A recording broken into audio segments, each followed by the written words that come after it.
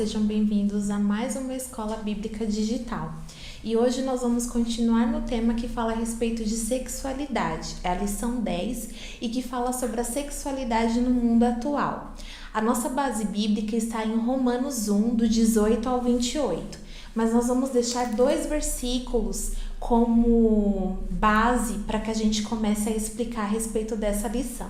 São os versículos 24 e 28, que diz assim: Por isso Deus entregou os seres humanos aos desejos do coração deles para fazerem coisas sujas e para terem relações vergonhosas uns com os outros. E como não querem saber do verdadeiro conhecimento a respeito de Deus, Ele entregou os seres humanos aos seus maus pensamentos, de modo que eles fazem o que não devem. A gente sabe que a sexualidade no mundo atual tem sido muito distorcida e o ser humano é muito inteligente e perspicaz nesse sentido de distorção. E essa lição vai trazer pra gente o entendimento. Aqui a gente não vai ditar regras ou dizer o que é certo e o que é errado, mas são temas que são muito importantes e por isso a gente vai tentar entender melhor eles, claro, com base na palavra de Deus. E o aspecto original da sexualidade é o seguinte: Deus criou macho e fêmea, e nisso ele também criou o sexo para o macho e para a fêmea. E para Deus não há pecado no sexo. Originalmente não há uma ligação entre pecado e sexo. Isso não existe, segundo Gênesis 1, 27 e 28. E a avaliação que Deus fez após ele ter criado macho e fêmea e o sexo entre eles era boa, conforme Gênesis 1, 31. A procriação e o prazer é algo que Deus fez em relação ao sexo para o macho e para a fêmea. E também a questão de procriação. Então não é só a questão do prazer que envolve, mas também a procriação. É isso aí, pessoal. Em dando continuidade, nós vamos estar falando a questão do quê? Da forma ilícita que o sexo, através do mundo, vem ensinando, que é totalmente o oposto daquilo que Deus ensinou para nós. Porque a Bíblia mesmo fala que Deus apresentou a relação sexual para o casal para a fim de que eles possam ter uma intimidade onde um busca saciar o outro. Então quer dizer, o seu relacionamento você não procura o seu próprio desejo, você não procura saciar a sua vontade, o seu querer. Na verdade, você se dá para o outro. Existe versículo na Bíblia que fala que a partir do momento que se casa, o corpo do homem não pertence mais a ele, sim à sua esposa. Assim também o corpo da sua esposa também pertence ao seu marido. Esses são os ensinamentos bíblicos relacionados ao ato sexual e também relacionado a ter o prazer e também, para ter filhos. Só que o mundo hoje, o que ele traz? Ele traz que o ato sexual hoje, ele é para a satisfação de si próprio. Então a gente vai adentrar nos estudos em temas onde vai realmente revelar isso, que são temas que traz a pessoa a utilizar do sexo para saciar a sua vontade própria. E às vezes ele não está nem se importando com a condição do seu parceiro ou algo do tipo. E aí nós vamos estar entrando agora no primeiro tema que fala sobre a pornografia. E ela se apresenta de várias formas. Hoje nós encontramos pornografia em comerciais, nós encontramos em reality shows, ou seja, a gente vive uma cultura onde praticamente a pornografia tem sido exposta de forma muito livre e de fácil acesso devido à internet. Então hoje é preocupante porque nós sabemos que a pornografia ela tem chegado a lares e a idades das quais antes não chegavam com tanta frequência, pelas dificuldades, E hoje é tão fácil de ser usada. E a pornografia, na ótica bíblica, ela é algo que denigre a imagem do ser humano. Como nós falamos anteriormente, o sexo ele é algo criado por Deus para reprodução e para prazer mútuo dentro do casamento. A pornografia não retrata isso. A pornografia ela é pecado porque ela acaba nos tornando escravos dela. acaba nos fazendo com que a gente tome atitudes que são consideradas ruins aos olhos de Deus. A pornografia também pode ser considerado como idolatria, porque a partir do momento que você começa a se tornar um consumidor desse material, você passa a colocar isso como primórdio na sua vida. E no caso, isso torna-se uma idolatria. E ela banaliza o sexo. Algo que foi criado dentro dos propósitos de Deus acaba se tornando algo comum que você pode praticar com qualquer pessoa, esquecendo todos os princípios santos de Deus a respeito do matrimônio. E os efeitos da pornografia são vários. Exatamente. E um dos principais efeitos da pornografia é o quê? Você acaba sendo seduzido a assistir justamente porque naquele âmbito o homem e a mulher estão numa posição de objeto. Então olha só a desvalorização que está tendo dos filhos de Deus, né? Nós sabemos que o homem e a mulher são criação de Deus. Então a pornografia coloca o homem e a mulher num estado de objeto, porque ali eles vão estar fazendo uma representação do sexo, um sexo praticamente sem compromisso. Muitos ali nem são namorados ou marido e mulher, simplesmente se conheceram ali num contrato para ganhar dinheiro. Então olha só no que se transformou o sexo se transformou em um negócio, em um comércio, justamente para satisfazer o que? Uma vontade da carne.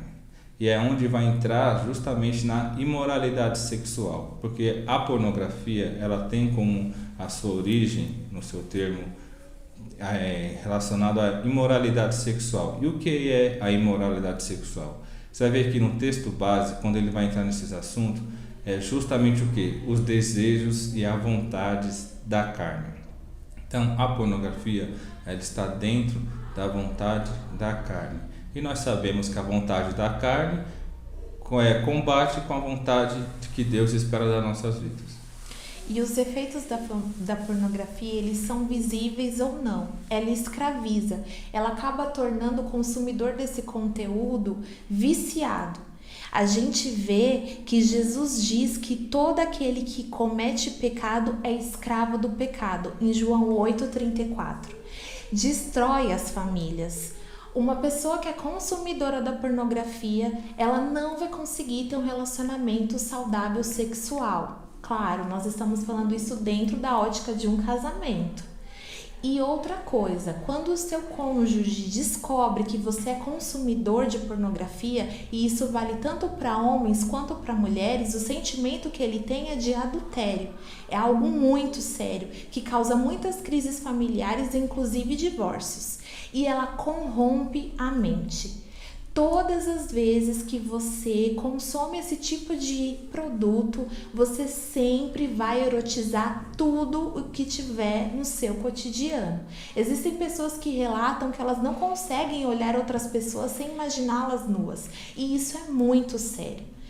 Falando a respeito da lei, a pornografia não é crime, mas a pornografia tem dado caminho à pedofilia, que é algo também muito sério.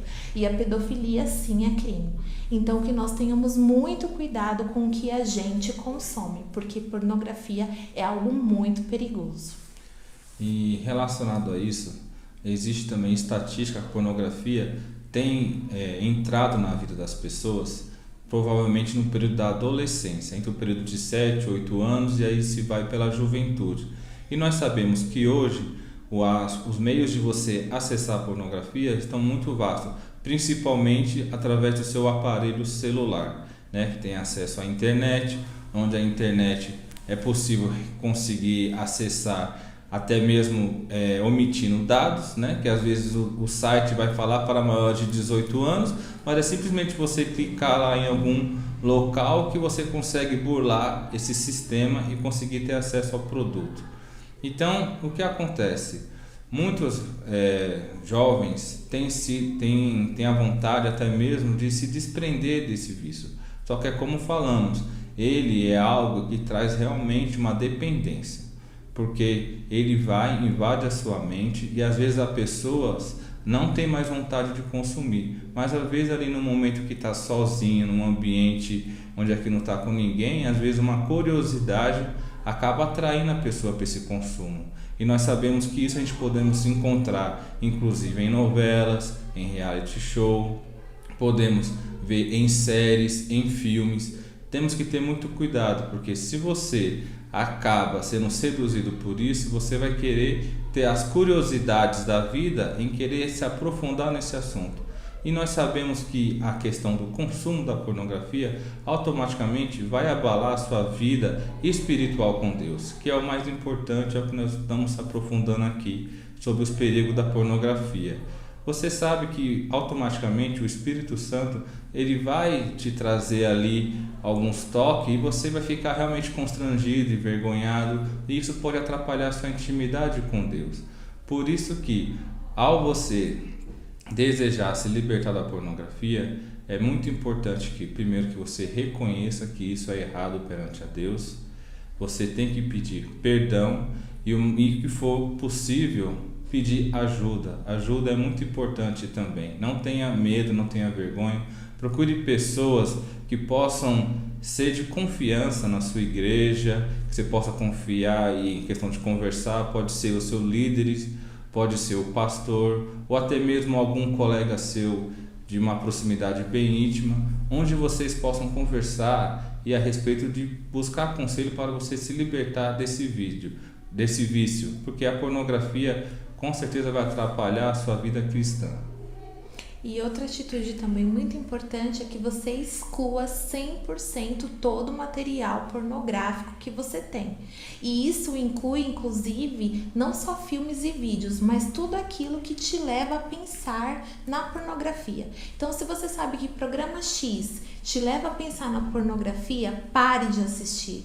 Se você vê que alguns conteúdos que você está lendo, eles te levam à pornografia, pare de ler. A única saída para você começar a se libertar é realmente cortar o mal pela raiz. Tolerância zero, né? É exatamente isso. É uma forma de um tratamento. Nós sabemos que diversos tratamentos relacionados a você parar de praticar algo, um dos ingredientes é justamente ter a tolerância zero. Então, se aquilo não faz bem, temos que estar trabalhando para tirar aquilo da vida. E não tem como a gente falar sobre o mundo, né, atualmente, sobre toda a tecnologia e falar sobre algo que tem sido muito praticado virtualmente, que é o sexo virtual. Isso tem acontecido com solteiros, com pessoas que namoram e com casados. E isso é uma prática que, por mais que pareça fantasiosa, inclusive o autor aqui na revista, ele coloca entre aspas, porque é algo que não acontece de fato, é algo também que é imoral, porque ele faz com que a pessoa que pratica esse sexo tenha atitudes que são contrárias à Bíblia. Um grande exemplo é a masturbação. A partir do momento que você pratica o sexo virtual, você está aguçando os seus sentidos de visão, você está aguçando os seus sentidos de audição, você começa a imaginar situações e nisso você acaba chegando à situação da masturbação. Por mais que o sexo virtual não seja o ato de fato, isso não é desculpa para que você pratique.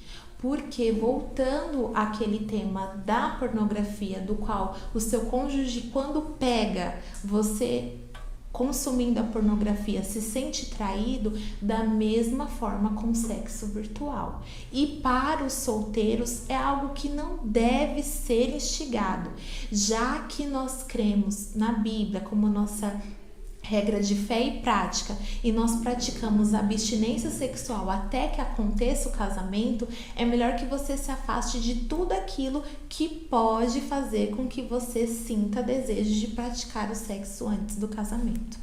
E o sexo virtual também a gente pode ver relacionado aos nudes, né?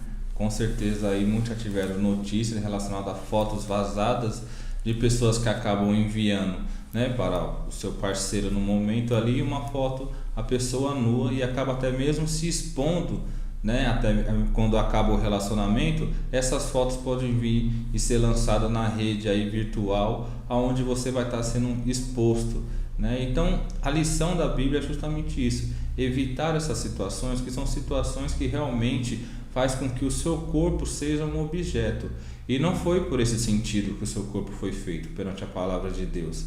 Tanto que os versículos mesmo falam que o nosso corpo é o templo do Espírito Santo.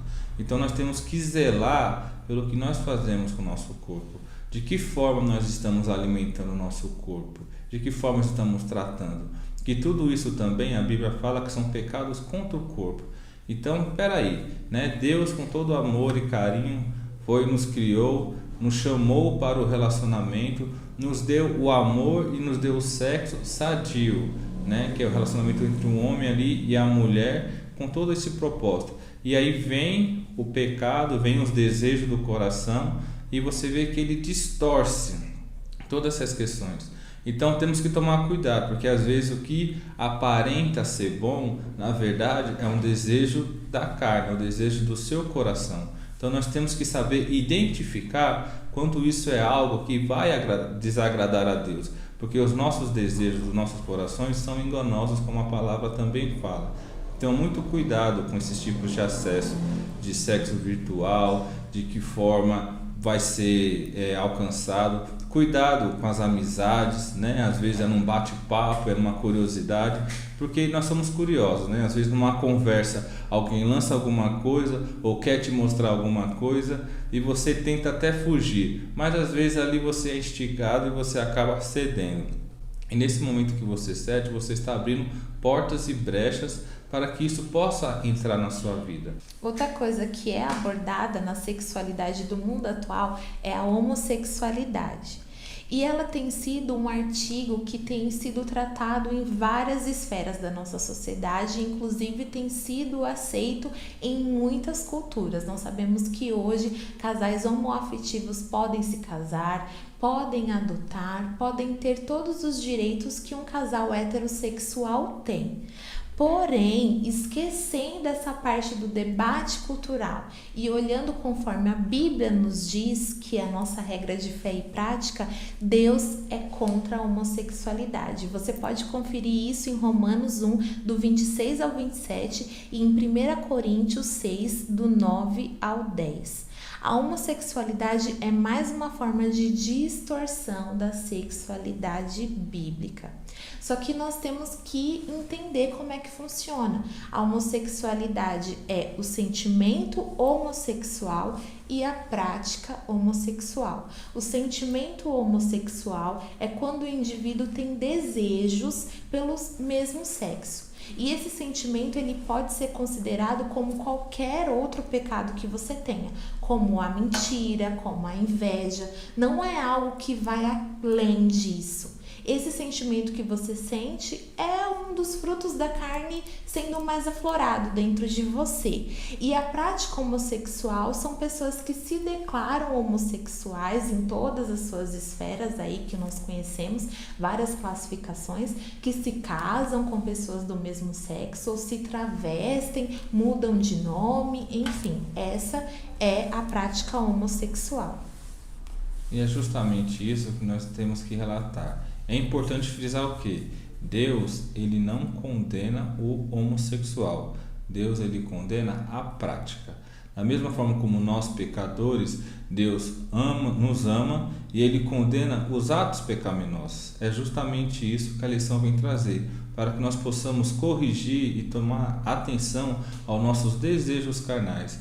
Temos que saber se esses desejos são desejos que são bem aceitos a Deus ou Deus reprova esses desejos. É justamente isso. O desejo que você tem de uma pessoa do mesmo sexo, nós temos que buscar saber o que a palavra de Deus fala sobre isso, o que é a vontade de Deus relacionado a isso.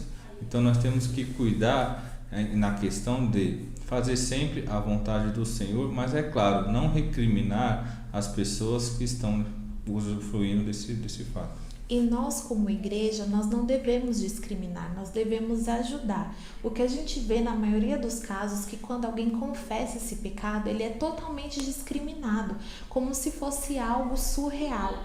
Como nós já dissemos, Deus, ele não aprova o pecado, mas ele ama o pecador. Então, nós precisamos acolher essa pessoa e ajudá-la a se libertar, lembrando que a homossexualidade é como qualquer outro pecado que existe dentro de nós, que existe na nossa natureza humana. E devemos lhe dar esperanças que mude, conforme Marcos 2,17. Dentro da igreja, com certeza, a pessoa sim que tem inclinações homossexuais. E ao invés de nós apontarmos o dedo, nós como igreja, nós precisamos ajudar e trazer esperança para essas pessoas. E por isso nós temos que estar sempre focado em relação aos estudos bíblicos, né? Porque é aquilo que a gente vê nos estudos. Nós temos que ver quem nós vamos alimentar, se é o nosso espírito ou se é a nossa carne. Ao alimentar a nossa carne, nós estamos correndo o risco justamente a alimentar esses tipos de ações que ocorrem. E alimentando o nosso espírito, nós estaremos corrigindo esses comportamentos. E nós precisamos sempre estar oferecendo ajuda, como a irmã mesmo falou. Então temos que tomar cuidado, inclusive com as brincadeiras que possam existir no cotidiano. Por quê? Porque pessoas que são homossexuais, eles já sofrem muito preconceitos. Nós sabemos que são agredidos, sabemos que existem piadinhas de mau gosto. Então, nós como representantes de Cristo, como Cristo abordaria um homossexual? Deus iria tratá-lo com amor. E qual é a forma que nós tratamos então o amor carnal? Nós combatemos esse amor carnal ou corrigimos esse amor carnal justamente praticando o amor de Deus, o amor de Cristo. É com o amor de Cristo que você vai e conquista esses tipos de pessoas que estão tendo esses tipos de comportamento, tanto na pornografia, tanto no sexo virtual e tanto na prática do homossexualismo. Então nós temos que sempre estar oferecendo a questão de amizade, a questão de conversar, de falar da palavra de Deus. A palavra de Deus é a melhor solução para estarmos lidando com esses fatos. Isso mesmo, e para a gente concluir a lição de hoje, a gente precisa pôr em mente que a gente vive no mundo corrompido e fora dos padrões de Deus. E o que você deve fugir é da aparência do mal, como a Bíblia diz. Então, se você está tentado pela pornografia, fuja, e fuja 100%. Não fuja aos pouquinhos. Realmente vá no problema e tente não praticá-lo mais.